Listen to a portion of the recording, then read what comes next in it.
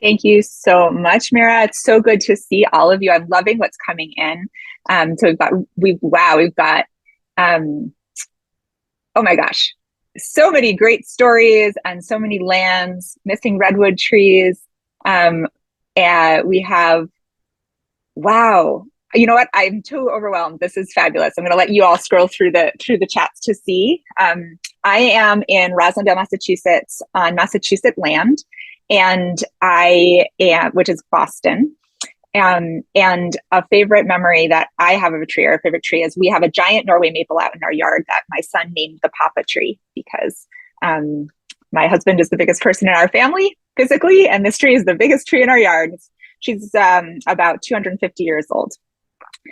So really good to see all of you. We are in between Rosh Hashanah and Yom Kippur. So Gamar Tov, may you be sealed for a good new year. And we are, of course, right after Yom Kippur, we go straight into those 4 hectic days getting ready for the holiday of Sukkot. So here we are getting ready in our own way. Today, I'm going to be going over this really beautiful new custom, relatively new compared to our 5,000-year-old tradition of waving a local lulav. We're going to go over what is a lulav, which might be more basic than some of you need, but I want to be sure we're all on the same page and there's always more to learn. And then we're going to go over an article that I wrote, and I'm going to read to you as a little bit of a reading and a taste of this beautiful book by that Mira mentioned from the CCAR. And then we'll go into examples of local lulav and how to select species and make your own. As Mira said, if you have questions, you can put them in the chat and she'll collect them. If you have an urgent question and I'm a learner like this, sometimes I have a question where if I don't get it answered, I'm going to have a really hard time focusing on the rest of the talk, then just actually raise your hand in Zoom. And Mira, if you can just keep an eye on that, because I don't want anyone to be lost while we're going, but we will have time for Q&A at the end. So we're going to launch in. What is a lulav and etrog? Say a quick blessing for studying Torah. Join me if you know it. Baruch atah Adonai Eloheinu melech haolam asher kidshanu b'mitzvotav v'tzivanu la'asok b'divrei Torah. Blessed are you, God, who has commanded us to engage in sacred words of Torah. So we're going to go right into this line of Torah from Leviticus 23:40. I'll read it in Hebrew first. Ulekachtem lechem bayom harishon kli etz hadal kapot marim va'anaf etz avot ba'arvei nachal usmachtem lifnei Adonai Elohechem shivat yamim. So this is where we get the minhag, the halacha, the law of lulav and etrog. On the first day, we're talking here the festival of Sukkot, you shall take, the Torah says, you shall take the fruit of beautiful trees. Keep track. The fruit of beautiful trees, that's one. Branches of palm trees, boughs of leafy trees, and willows of the brook. And you shall rejoice before your God, Yod-Heh Vav-Heh Adonai, for 7 days. Now, we can notice that, and feel free to hold up a finger, we can see you. How many actual species are mentioned in these 4? How many specific species are named? Great. Okay, so I see James holding up 2 fingers. I'm guessing palm and willow. And then we've got these more amorphous names. The fruit of beautiful trees doesn't say what, and the boughs of leafy trees. And we'll look a little bit more into the Hebrew of what that might mean. So why do we wave these 4 species in Hebrew, the Arba Minim? Why do we do it now? And we're going to get into what on earth we're doing, but why now? So this is a little round calendar of the Hebrew year, and just take a moment to orient yourself using the Gregorian months. And so here we're right in September, October, which is the Hebrew month of Tishrei. Now, what I just put up there, that blue, that is the rainy season in the land of Israel, Palestine. So in the Mediterranean region, the rains are, it's a semi-arid climate, unlike where we have, and I'm speaking we, I think there are people who are not necessarily right where where I am, but where I live, it's a temperate climate where we have 4 different seasons: winter, spring, summer, fall. But in the land of Israel, there's 2 main seasons, and there are different ones. I've been there during spring; it's amazing. But essentially, there's a dry season and a rainy season, and the rainy season starts right in the early fall, around a little bit after the fall equinox, and the rains usually end right around the spring equinox, or a little bit later. So the Hebrew calendar follows the agricultural calendar of the land of Israel. And that's just extremely important to understand because it makes all of our holidays make sense. So when we are celebrating Sukkot, that is right at the beginning of the rainy season. It's what's supposed to be the rainy season. If the rains don't come and we are in pre-irrigation history, that spells disaster, because as my AP European history teacher taught me, and I love history, geography is destiny. Where we live makes a huge difference. And in the specifics of the land of Israel, there are no major rivers. There's no Euphrates, there's no Nile, there's no Mississippi. The land of Israel, and the Jordan River is not big. It's big in spiritual lore, but it is not a large irrigation source. So there's no major river. This means that this land was completely dependent on rain. And so our spirituality, when we think about where the Torah comes from, it comes out of a land that is precarious, that has a very delicate ecosystem, where it's always one bad year away from famine. Because if the rains don't come, the crops don't grow, and there's really nothing you can do about it. So if we picture dwelling in Sukkot with this perspective, agricultural perspective in our background, we can see the vulnerability, the precariousness of a sukkah is also, in addition to representing the shelter of God or dwelling in huts for the agricultural season, it's also representing the actually very real vulnerability of not knowing whether the rains are going to come or not. And when we look at it this way, waving a lulav and etrog can be seen anthropologically as a Jewish rain dance, because we're waving it right before we're hoping the rains will come. Okay, right. So there's the rainy season. Oh, sorry, I should have done this earlier. Down at the bottom, we have Sukkot, and up at the top is Pesach, when we hope the rains stop. And all of our, there's a whole other session I'd be happy to do for my Jewish learning on the agricultural cycle and the Jewish holidays and mapping them out and helping people understand the year. I love that. But for now, we're just going to focus on the fact that we are waving lulav and etrog right before we hope the rains will come. What are these 4 species? Again, this might be very basic for some of you, but I want to be sure we have it all out there. So pre-Eitz Hadar, the fruit of a beautiful tree, came to be understood about 2,000 years ago as an etrog or a citron.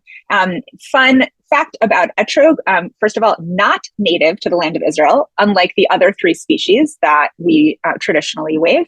It actually comes from India, China. And along with the pomelo and one other fruit I can't remember, the etrog is the ancestor of all the citrus varieties that we have today. There's 3 original citrus fruits. The etrog smells yummy and is edible, so it has both smell and taste. It has come to symbolize the heart.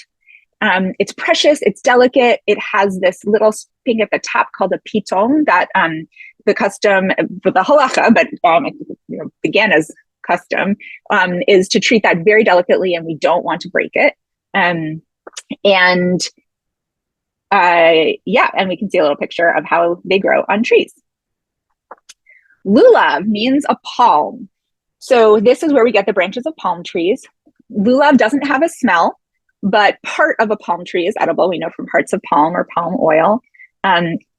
In the map of the lulav and etrog, where we think about them each as representing a body part, the etrog is the heart, the lulav is the spine, which makes sense. And the lulav forms really like the big shaft down the middle of the 4 species, and it makes a really satisfying clacking sound when shaken. I have a passion for tree and plant taxonomy. It's one of my special interests. So I'm really interested in the fact that palm trees are monocots, which means when they grow from a seed, there's just one tiny little baby leaf that comes up, whereas most of the plants that we think of, there's two leaves that come up. So those are dicots, but a monocot includes grasses, orchids, palms, and that'll be relevant when I tell you what I picked for my local lulav. Next, hadass or myrtle. This is what we have that's translated usually as branches of leafy trees. And the Hebrew that's translated as leafy, anaf avot, may mean, according to my biblical dictionary, BDB, it can also mean interwoven leaves or branches. And we can see with the myrtle that there is kind of tightly, they kind of fold over each other, those little leaves. The myrtle smells amazing. Right, raise your hand if you can conjure up a myrtle smell in your mind. It smells so good. But you should not eat it. And it symbolizes the eyes, and that's because of the shape of the leaves. They're these beautiful eye-shaped leaves. Myrtles can be bigger trees, but my understanding is that the myrtles that we use for traditional lulav and etrog are more from the picture that I have here of a lower lying shrub. Though if anybody has more information on that, I'd be happy. I have not met a traditionally used myrtle on its plant before.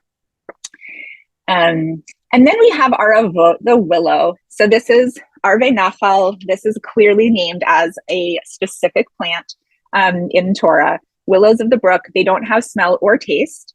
And they symbolize the mouth because, I mean, it's a little bit of a stretch, but here, I'll show you, I have my willow, right? Oops, that's a little dry already, but because the leaves look a little bit like lips. And of all of these three, of all the four species, the willow is the one that is most easily accessible to people in North America anyway. Myrtle could be as well, though you'd have to more intentionally grow it, whereas we tend to be able to find a weeping willow if you're in an area with trees, especially trees along water. Okay, what is my question here? Why do we wave these species? What are we doing? This is a really sweet little book I put on the top, and I'll send out this slide deck to Meira. She'll get it to everybody, and it will include kind of a bibliography of the very many books that have informed my journey on this subject. This is a really sweet one that comes more out of a Hasidic, spiritual, mystical understanding of the four species. So why do we wave these? So the Torah says we wave these to be joyful. We wave them to say, yay, God, let's be happy. And remember, and there's so much more I could say about the spiritual practice of this, but being joyful at the brink of the most vulnerable time of year is a really, really powerful spiritual practice. So powerful. We have to get in the mindset of the ancient folks who did not have modern irrigation and for whom, if the rains did not come, there would be mass starvation. So, wow, we're going to be joyful instead of terrified. That's a real move towards faith, towards community, towards love and courage. And I think it's one of the reasons that the rabbis call Sukkot hechag, just the holiday, because it's that important. It's that important to our mode of living. Reminds me a little bit of Fiddler on the Roof when Tevye sings, God would like us to be joyful even when our hearts lie panting on the floor. How much more should we be joyful when there's really something to be joyful for? So we're really being joyful in this eve of vulnerability. Later on, the Talmud says we wave to call on the right rains for the coming year. This is a rain dance. And then another rabbi says we wave to protect ourselves from harmful rain and dew. And this is really important. We'll come back to this when I read to you from my essay, because this is where the crux of why a local lulav, why now, as we are in the era of climate change. Why is this such an important ritual to call to our attention?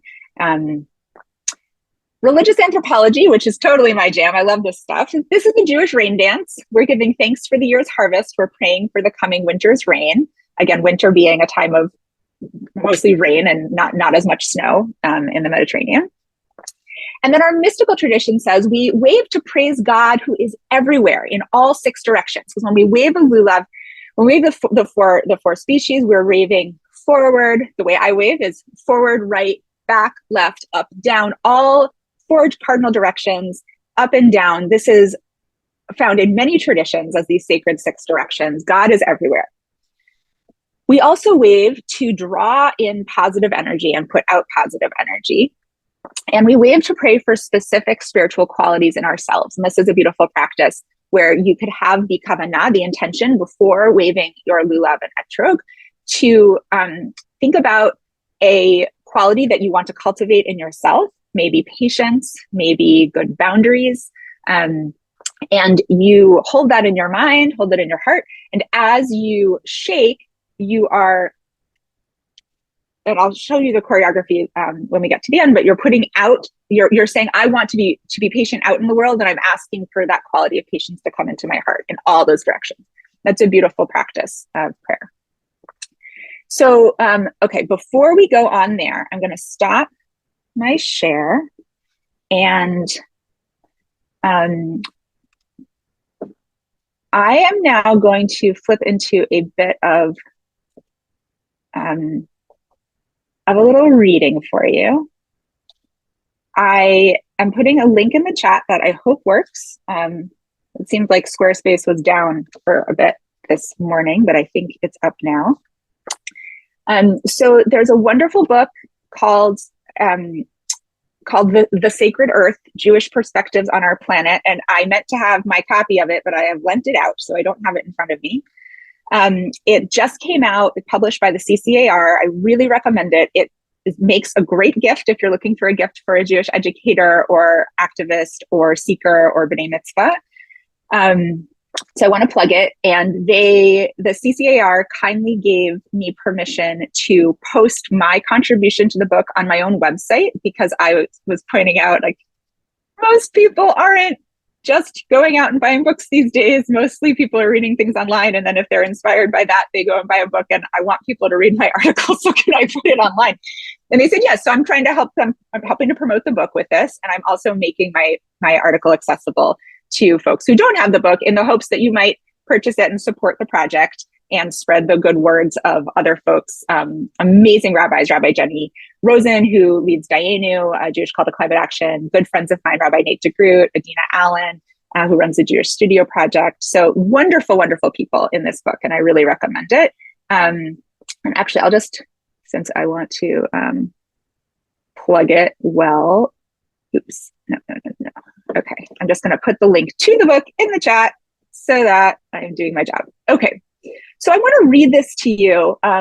Just check the time. Yeah, I'm going to read this to you. I apologize for like a bit of the talking head aspect of it, but I figured the piece that I wrote, and it's what I want to say. So why don't I just say it in the way that I actually say it well? And we can picture a little bit that this is sort of like a book reading. If you're at a bookstore. So creating a local lulav, have people just give me a thumbs up. Are you able to access and you can kind of read along with me if you want, or have you been able to access the link? Okay, great. So you can read along. It's creating a local lulav. I was blessed to study Torah in the company of trees. At Hebrew College Rabbinical School, poring over Mishnayot and Midrashim, my study partners and I would regularly lift our eyes from the text to look out the giant wall of windows at the small woodland outside the Beit Midrash, where we studied. We marked each passing semester by green summer foliage in Elul, red maples crimson on Sukkot, the black birch leaves blanketing the ground in yellow by Hanukkah.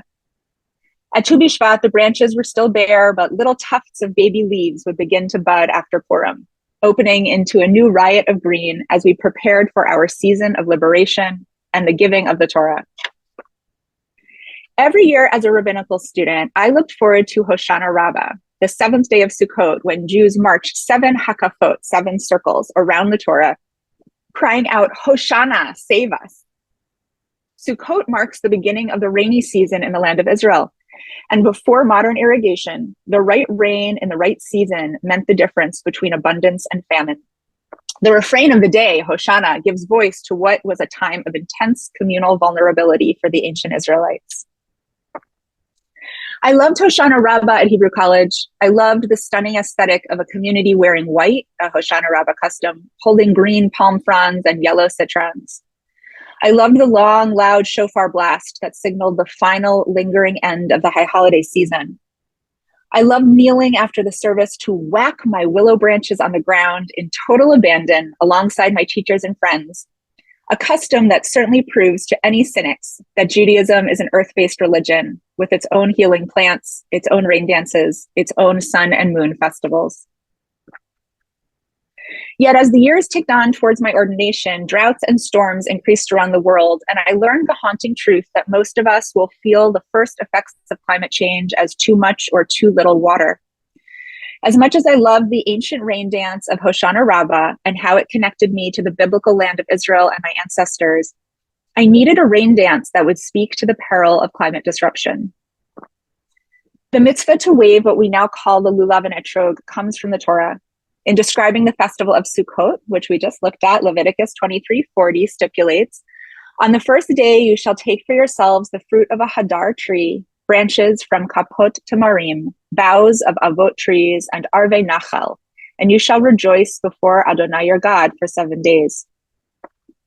While the biblical Hebrew is somewhat vague, about 2,000 years ago, Jews settled on which plants the Torah meant, and we have been sacredly waving them ever since. A palm frond, 2 willow branches, 3 myrtle branches, and 1 etrog citron fruit. Put together, they are known as a lulav and etrog, literally branch and citron fruit, or the Arbor minim, literally the 4 species. The tangy smells of etrog and myrtle leaves have always told me it is Sukkot. But most lulav and etrog sets are grown in pesticide-laden monoculture and shipped to the USA across the ocean. As much as we may intend them to symbolize tradition and joy, they also inherently signal business as usual in the overseas travel and agricultural practices that are directly causing climate disruption in Israel and around the world. Mishnah Sukkot 3:5 famously teaches that we may not perform a mitzvah with a stolen etrog. Large-scale monoculture steals from the land. The carbon emissions of overseas shipping steals from the future. How could I walk around the Torah in Boston with a sacred intention for rain in the right season in the land of Israel or anywhere else, waving 4 perishable, fragile parts of plants shipped to me from across the Atlantic? Traditions bind communities together. They signal stability and group cohesion. They ground us in social connection. But as the climate changes around us, Judaism, along with human civilization, faces another major paradigm shift. Like everything, our rituals will have to adapt. For a few years, I simply did not buy a lulav and etrog set. Then my husband and I moved to a new home with a shaded garden in the back, and as we unpacked our boxes, I couldn't take my eyes off the trees. Basic tree identification had been on my bucket list for years, and here was a perfect challenge. There are a dozen species of trees and large shrubs on our property alone. I decided to learn not just their names, but how to learn their names. In learning how to identify them, I would learn their natural history, and in studying their bodies and stories, I would be able to make a meaningful local alternative to a traditional lulav and etrog. I dove into studying trees with the zeal of a ba'alat tshuva, someone becoming Orthodox for the first time. I learned how to use a dichotomous key, using a series of yes-no questions to identify a tree based on leaves or bark. I invested in a variety of guidebooks and spent the evenings learning my way around them, reading up on tree natural histories on the side. Going on walks with me became rather frustrating for my husband as I stopped to identify every tree I did not yet know, but the practice worked. That fall, as my toddler gained confidence in walking, I learned the common and scientific names and habits of the trees in my neighborhood. And I fell in love with them. I loved the shockingly straight-limbed arrowwood viburnum, so called because indigenous tribes used the branches for arrows, whose branch became the middle spine of my first 4 species, standing in for the palm. I loved the American elm in front of our house, blessedly untouched by the blight of Dutch elm disease that killed the beloved elms of American streets, whose eye-shaped leaves stood in for my first myrtle. I love the weeping willow hybrid who towered in a field just a 10-minute walk from my home and whose branches were indistinguishable from those in a traditional lulav. And I love the golden apple I'd picked up at our farm stand. Just as the etrog is not native to Israel, the apple is not native to New England or North America, but like the etrog, it has become a symbol of abundance and delight. Since we cannot do a mitzvah with stolen property, I asked the trees blessings before I cut their branches. As I twined my 4 species together, I missed the sound of waving palm branches and the smell of etrog. Then I realized that this too is the power of the local lulav. It may cause discomfort, embarrassment, and for those familiar with traditional sets, a sense of loss. Yet climate change is only going to disrupt our way of life more as the years go by. As we wave our local 4 species, we are signaling the need to end what Dr. Joanna Macy calls business as usual economy. And as we bless and dance with them, we are also practicing the emotional skill of moving through grief and loss into the joy that is at the heart of Sukkot.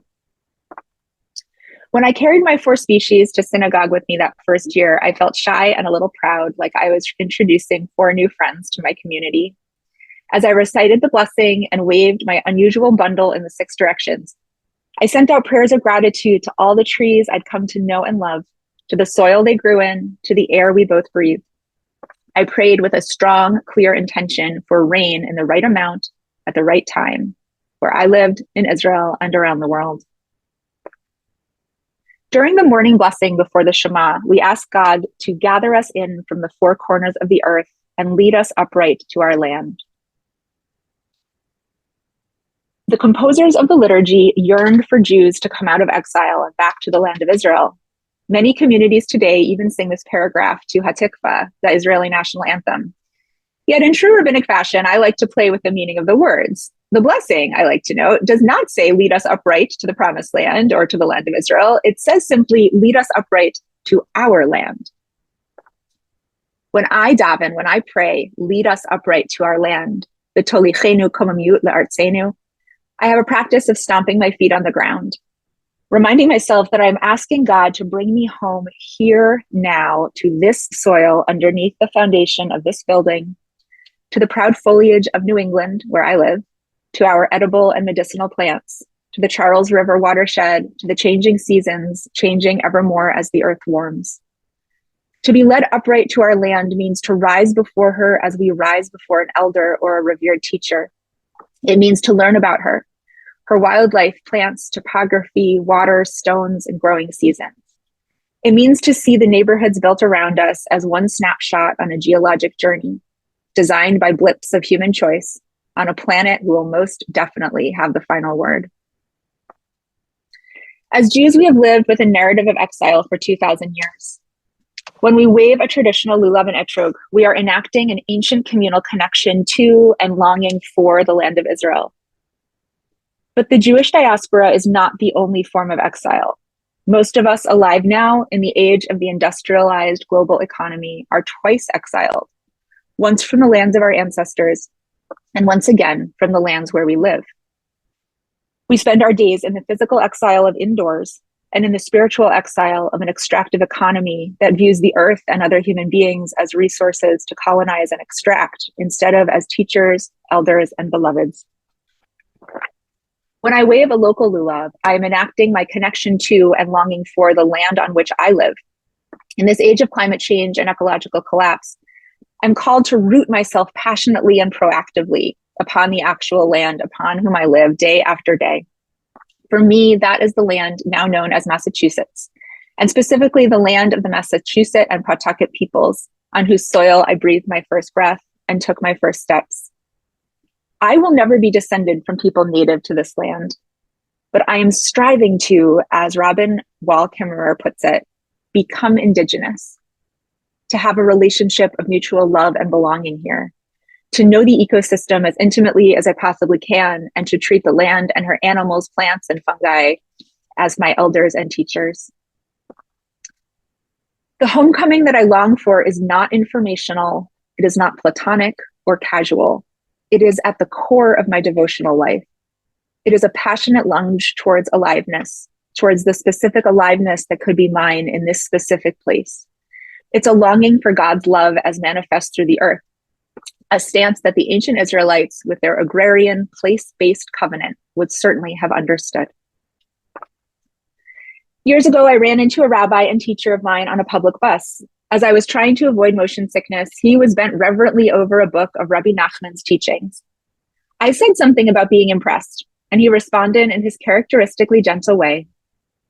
I carry a sefer, a holy book, with me wherever I go, he said. I don't want to waste a moment when I could be studying Torah. On my journey to become indigenous to the land where I live, I keep thinking of that moment on the bus. When our sacred places and practices were destroyed, rabbinic Judaism arose as an answer. We grieve and survive by studying what was lost, as the rabbis studied the temple. And in studying, we came to know, to intimately know, to love. We came to honor, to intimately know, to love with the passion of black fire on white fire. The sacred places are being lost again, but we need not retreat into written text alone this time. When we study the more than human natural world, like when we study Torah, we unfold into that which we learn, and it unfolds into us. As our rabbinic ancestors discovered, by studying, we can retain intimacy with that which is lost. The spiritual work of returning from ecological exile is not the same as activism.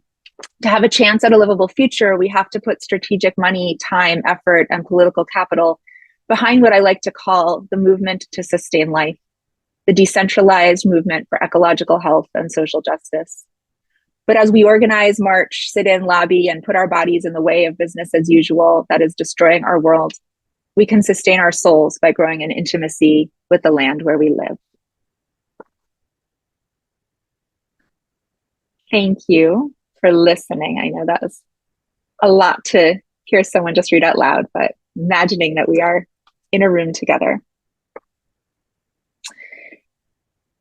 So I'm going to put us back in a screen share, and thank you for the comments. I'm excited to go through the rest of my slides and then open this up for questions and comments. So, okay.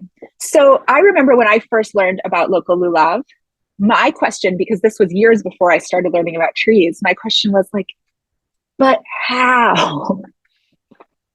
Right, many of us are plant blind. We haven't been raised to notice plants. I'm guessing many of you here are not plant blind.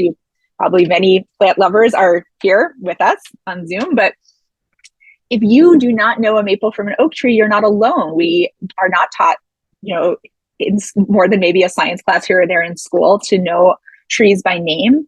We're not taught to identify plants from an early age. So unless you got that education from a parent or from, if you're lucky enough to go to a nature camp or spend a lot of time in the woods with someone who knows the names of things, there's no reason that you should know these, because why would you? It's really countercultural in much of it's, especially the urban parts of the US. So I want to give you a bunch of examples of different forest species, different local lulavs that have been made. And then we are going to talk a little bit about how to get started. So this is mine this year. I use bamboo. Well, I'll go through the here. A lot of people use an apple as an etrog. It makes a lot of sense. They're easily accessible. They're beautiful. And they have a smell and a taste just like etrog. So you'll see a bunch of those in these examples.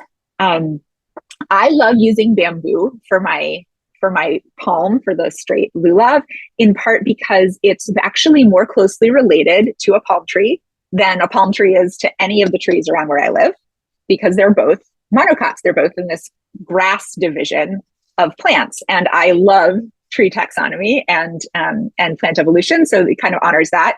I also love that they make this nice like rustling sound. So because I'm very sensory oriented, and I missed that clacking when I made my lulav out of the Arrowwood viburnum that I talk about in that essay. It didn't have that like clack sound. So I like bamboo.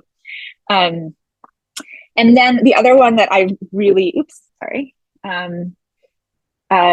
very passionate about is my arborvitae. So this is another tree that is probably, hello, where's my, okay, that is probably widely available throughout the US and often planted as hedgerows. But arborvitae is actually not a wimpy little tree the way we mostly see in horticulture. Actually, they are sister trees to the northern red cedar that are at the core of the lives of the tribes of the Pacific Northwest. This is where I live, like the eastern version of that. And I love, it smells amazing, just like myrtle. Don't eat it, just like myrtle. And anaf avot, that Hebrew that has to do with braids, you can see that the scales, these are called scales, if you're talking about the leaves of trees, are overlapping, much like a tiny, tiny version of a myrtle. So that's what I use. And then I use a willow right down the block from me. So those are my four. I'm going to show you a bunch of other examples. My dear friend, Rabbi Laura Bellows, this shows a traditional set next to her set last year. She used a black walnut as a ripe local fruit in place of etrog, and Phragmites, which is a non-native invasive, but also is used as my Rabbi Laura is a soferet. She's a scribe, so she uses Phragmites as a quill. So that's a really cool connection for her. And then she used that year, that they're not great in the picture, but bright, beautiful sugar maple leaves because they caught her eye, just like the eyes of the myrtle. So you can start to see that this is an art. It's not a science, deciding which species are going to be meaningful for you. The next examples I have all come from a source that I want to be very, very sure to credit. This is from a jewishcurrents.org beautiful blog post called Decolonize Sukkot. And I just lifted the images and text from there. So these are, this is not my content. But what I love and really appreciate is that it goes through different regions in the US at least. So this is Piedmont, North Carolina. We have willow again, pine standing in for the myrtle, a tulip poplar standing in for the lulav. Also powerful political stance, since poplars are referenced in the Billie Holiday song "Strange Fruit" around lynching. So Noah says here that the branches hold a prayer and a demand: no more strange fruit, a commitment to transform the structures and trauma of anti-Black violence in the landscape of the South. So you can just, again, start to see this is a really associative process. Miriam Saperstein, and this is Ann Arbor. So some people don't, sort of like I showed you that myrtle, the traditional myrtles, I'm pretty sure are from a shrub, not a tree. Some people, and I'm using bamboo, which is not a tree. So some people will go to a direction of not a tree. Here we have lavender standing in for the myrtle, and another black walnut, a rose bush standing in for the lulav, symbolizing the prickly and sweet nature of returning home. And this is from California, the East Bay, so totally different ecosystem, much closer to the ecosystem of the land of Israel. Coast live oak that can easily grow to be 500 years old, being the spine for the lulav. California Bay for the myrtle. Coastal redwood for the willow. I love this point that redwoods are fog drinkers. They get water directly through their leaves, and they have shallow root systems. There's a real strong connection to water for all plants, obviously need water. But Sukkot is very much about this rain dance. And so we think about what are the trees, what are the species relationships to water. And then some people use a pine cone in place of an etrog, which is really interesting because they are the fruiting bodies of the tree, although they are not technically fruit. And they are much, much, much more ancient form of reproduction than the flowering, fruiting bodies that we have on most of the species that are around the earth today. And okay, so I'm gonna unshare. We're nearing the end, both of our time and the presentation. I want to talk a little bit about how to get started in discerning these. For me, and as I hope my essay, yes, the slides will get shared. I can, in a second I can put the link, but the slideshow I need to add one more. It'll go out to Meira and you'll get it for sure. That's part of why I spent a while making it. As I hope was clear in the piece that I read to you, for me, local Lulav is as much about process as it is about product. When I moved into my house, it was, I have a goal. We moved in November, and I thought, okay, by next Sukkot, I want to know the names of the trees in my yard, maybe even my whole neighborhood, and I want to be able to make an informed choice about who I choose to be part of my local Lulav. So I took about 9-10 months of study. You don't have to take that long, but that's what was so meaningful to me. It wasn't just going out and cutting the branches that looked good a week before. It was actually taking the time to have the local Lulav be a sort of celebratory end product to a course of study, the real fruits of which were my own new knowledge about plants and the trees among whom I live. So that is honestly like the deepest thing for me that I'm hoping some of you, yes, Lulav as Siyum, exactly, Ori. So one of the things I haven't done yet in the slides, and I will before I send it out, is to give you all my whole little bibliography. But just to give you a sense, first of all, there are apps for this. So if you are not someone who wants to learn how to use the guides, that's okay. And I'll send you my favorite tree identification app. So if you have a smartphone, you don't need to learn how to identify them. You can still learn their names and therefore look up their natural histories. But a really easy way to start is this fun dichotomous key. So a dichotomous key for leaves is very accessible. Dichotomous means it's sort of like like a choose your own adventure story. So you have something in front of you and you ask questions. If the tree has needles, start with this symbol. If the tree has leaves, start with this symbol. So then it's going to ask you more yes and no questions until it will give you a decent guess as to what tree you're looking at. But as you can see, it's a kind of flimsy book. There's not that much in there. So once you kind of get your feet under you, then I graduated myself and got Trees of Eastern North America put out by Princeton. Cheryl, that's great. I'm glad you like using that little green book. I love it too. And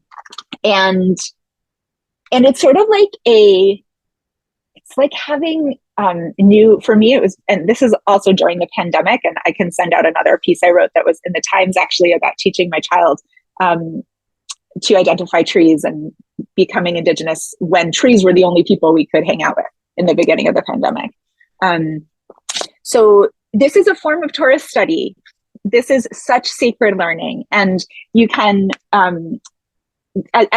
books like this will have a lot more information about the species, and will once you kind of get your feet under you, you can use guides in the beginning of a book like this to get a sense of which leaves you're looking at.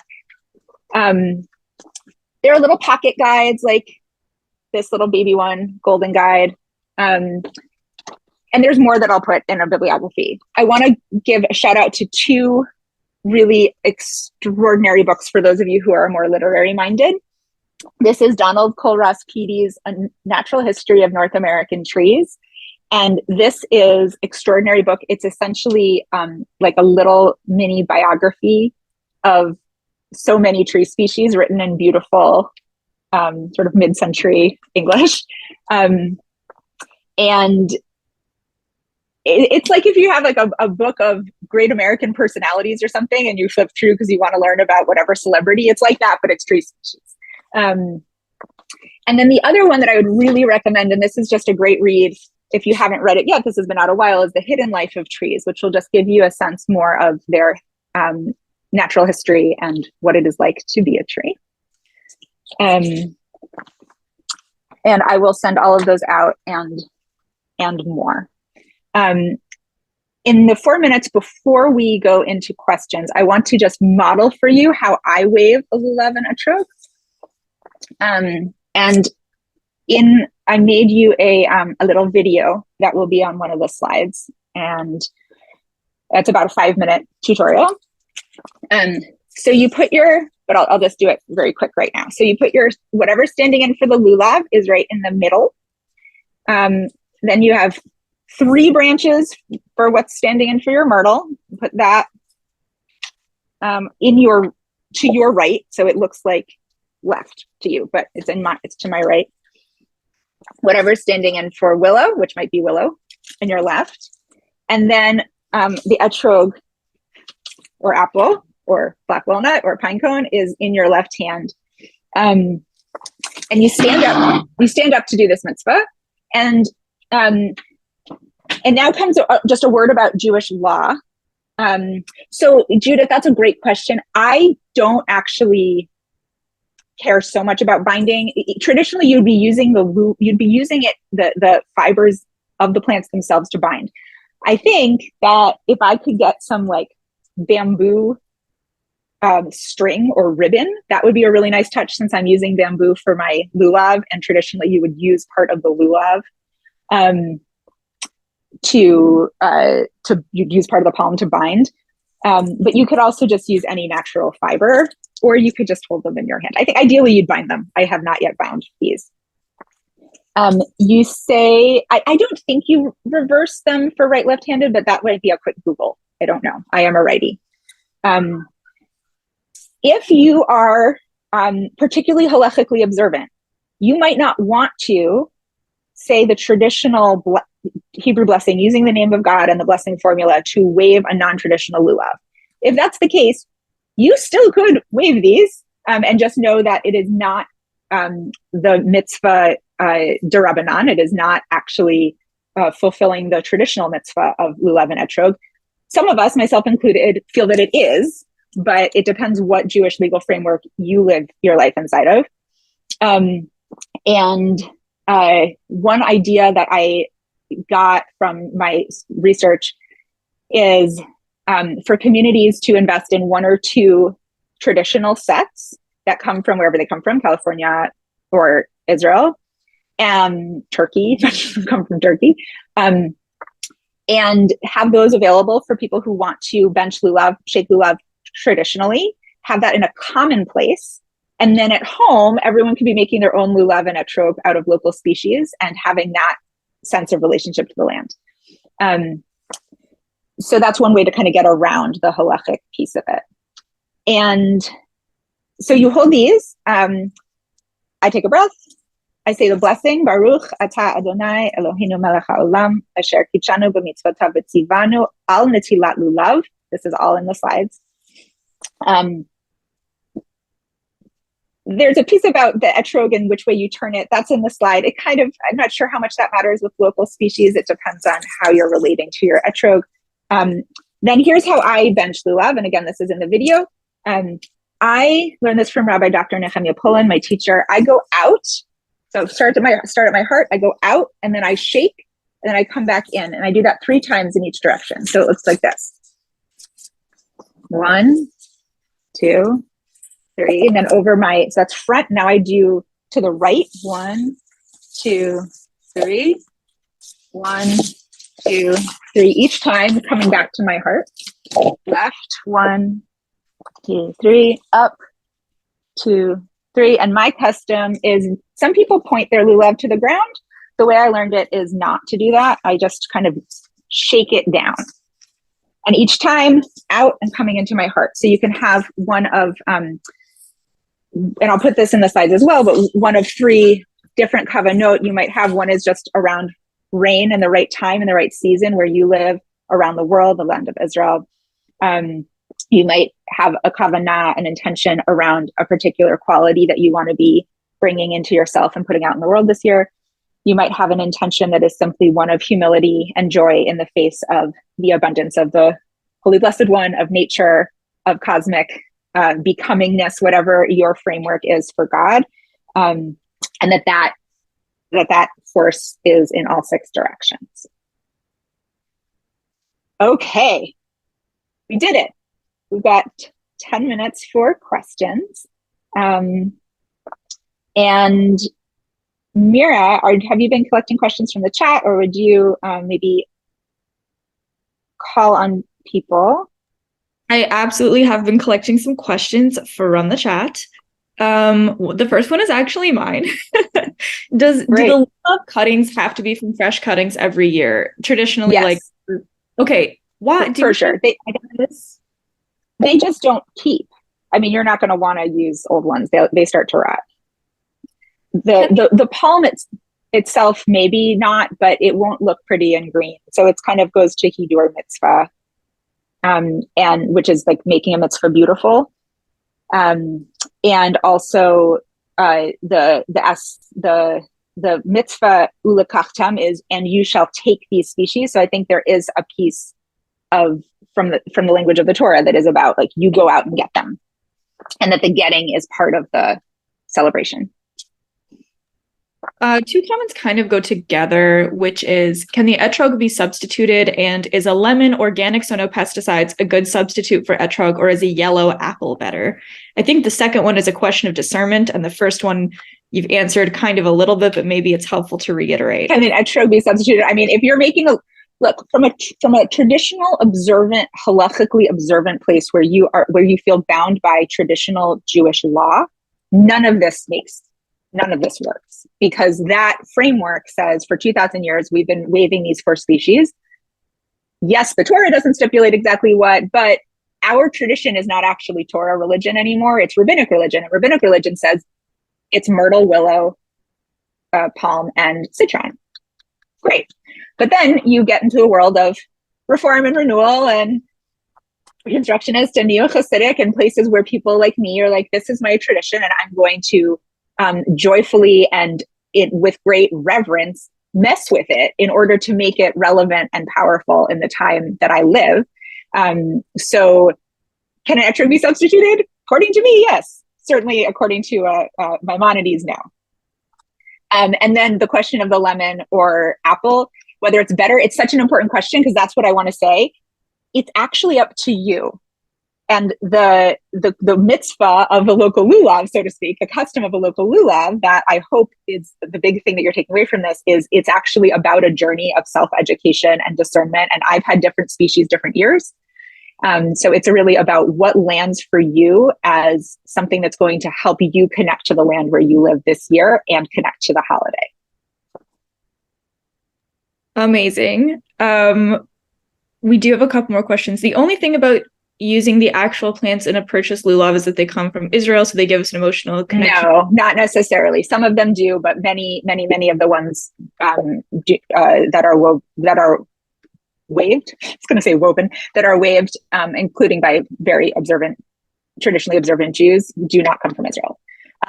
But you're right that the species are traditionally, like, they all grow in Israel and they're all native to Israel other than the etrog. So absolutely, it's enacting a sense of connection to Israel. And that's a lot of what my essay was about, saying like, yes, this is about connecting us to Israel. And in the time of climate change, what does it look like to enact this ritual that connects us to the lands where we live, as an act of radical ecological homecoming? It doesn't mean that you can't, like, there are folks for whom this is a really expressly anti-Zionist move. For me, that's not how I experience it. I'm happy to wave a local lulav set, but I don't want to buy one.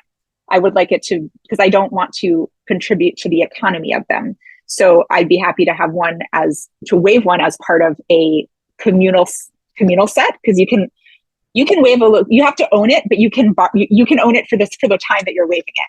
And that's great. And that enacts my connection to the land of my ancestors. And then I wave my local one to enact my connection to the land where I live. So it doesn't have to be either or. Hold on. Also, I'm gonna post an article in the chat if I can find it, but one of the things that was a concern during the most recent earthquakes in Morocco is that a lot of non-Jewish Moroccan farmers grow etrogs that are used and that are exported. Oh yeah. It's a big. I also wanted to add that, like, if they're not necessarily all grown in Israel, there is also this very interesting economy that has like sprung up in Egypt and Morocco. Yeah, exactly. And some in California. Meira, I just saw a question I want to suggest. I want to just address. Chaya said, "Did anyone else think we were going to make a lulav, or was it just me?" So, Chaya, that may have. It probably was not just you. I went back and forth through a couple of trying to figure out how on earth on Zoom with many different people in different places Could I do that? And I think where I ended up was, I want you to come away with the tools that you need to go outside after this presentation and start looking around and learning and getting your hands on bark and on leaves and filling your eyes with sights, and go out and from the library or purchase some guidebooks. And then certainly you can contact me if you have questions, but that ultimately making a local lulav is so site specific that it was just going to be too hard to do it in a big Zoom.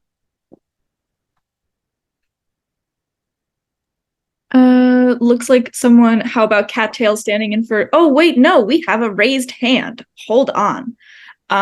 Kay, Cattails I have used before. I've used something like cattails, and that's fun. They're very floppy. Or maybe cattails aren't, but like bulrushes, they look like a lulav, but they're very floppy, which is why I ended up going with bamboo, because I wanted it to be firm. Can we unmute the person who has their hand raised? Yes. Do I have to do that? Oh, no. I can do that. I'm just asking. Okay. Yes, please. All right. You have permission to unmute.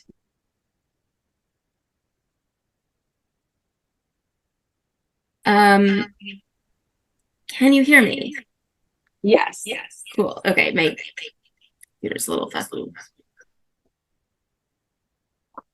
I just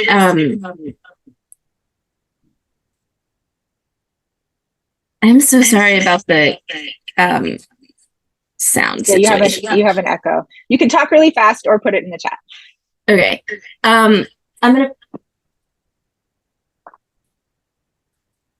That should fix it.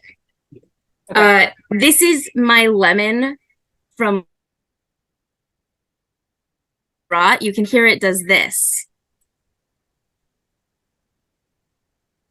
So Can't you hear can it. Can you do your best imitation of the sound? your stuff from a year ago. Aesthetic purposes. Yes, totally. So, K, do you go by K, or is that no? Kohenet? That's a title. For Kohenet. Kohenet. Great. Okay, great. Yeah. So Kohenet Ori, thank you. Absolutely. You can keep your citrus, especially, will dry. You just wouldn't use it ritually the next year, but you can keep it. People use it for bisamin, for the spices and Havdalah. You can also dry your plants and use them. This is a tradition that's really sweet, and use them on the bonfire on which you burn your chametz, your leavened breads, before Passover, which is a nice, connecting Sukkot and Pesach. You can remember that round of the year I showed you, where Sukkot is the beginning of the rainy season, Pesach's at the end.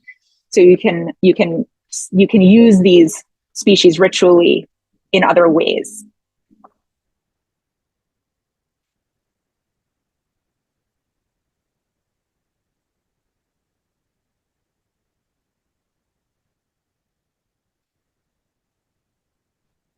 So we have another hand raised, Ori, who I'm going to also ask to unmute.